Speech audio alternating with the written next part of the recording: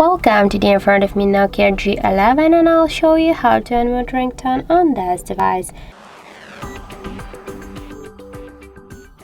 So let's just first open the settings application, and after that tap here on the sound section. Here you'll see the ringtone and notification volume panel. Now just to unmute device ringtone, we should slide to the right side with our finger, this blue dot. Also, we have the second way how we can do that. Just press up or down volume button here on the right side of our device. Then just click here on the settings icon, and to unmute device ringtone, just slide to the right side. Again this blue dot, and then confirm your action by click here to done. And that's it.